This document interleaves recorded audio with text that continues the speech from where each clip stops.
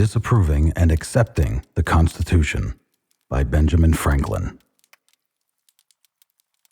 I confess that I do not entirely approve of this Constitution at present. But, sir, I am not sure I shall never approve it. For having lived long, I have experienced many instances of being obliged, by better information or fuller consideration, to change opinions even on important subjects, which I once thought right, but found to be otherwise.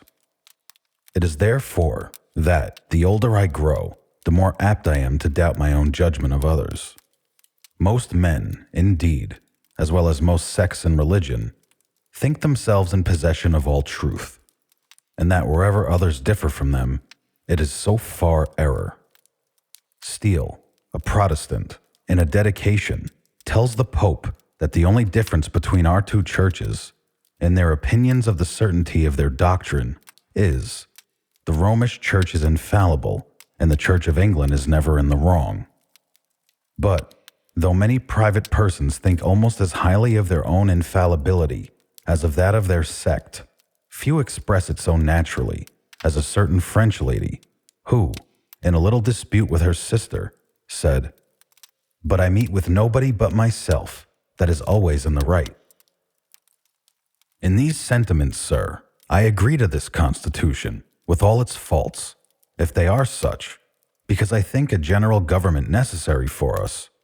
And there is no form of government but what may be a blessing to the people, if well administered, and I believe, further, that this is likely to be well administered for a course of years, and can only end in despotism, as other forms have done before it, when the people shall become so corrupted as to need despotic government, being incapable of any other.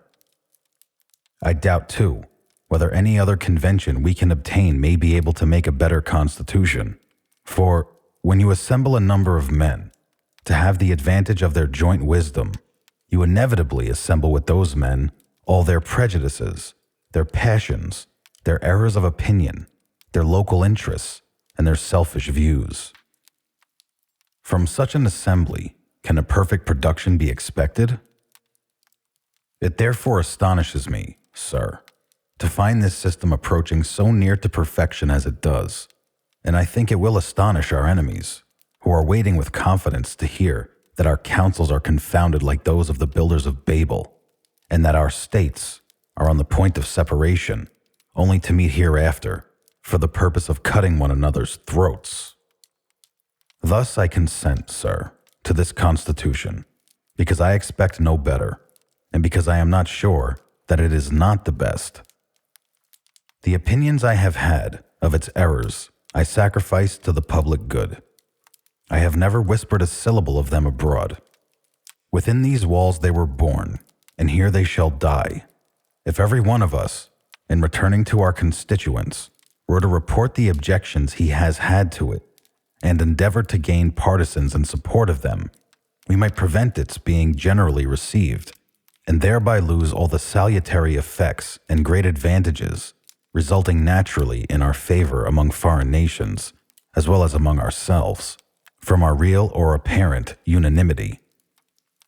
Much of the strength and efficiency of any government in procuring and securing happiness to the people depends on opinion, on the general opinion of the goodness of that government, as well as of the wisdom and integrity of its governors.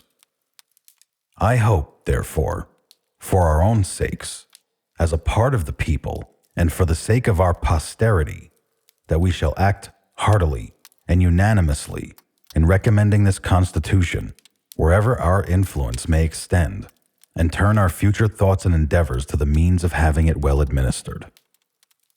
On the whole, sir, I cannot help expressing a wish that every member of the convention who may still have objections to it would, with me, on this occasion, doubt a little of his own infallibility, and, to make manifest our unanimity, put his name to this instrument.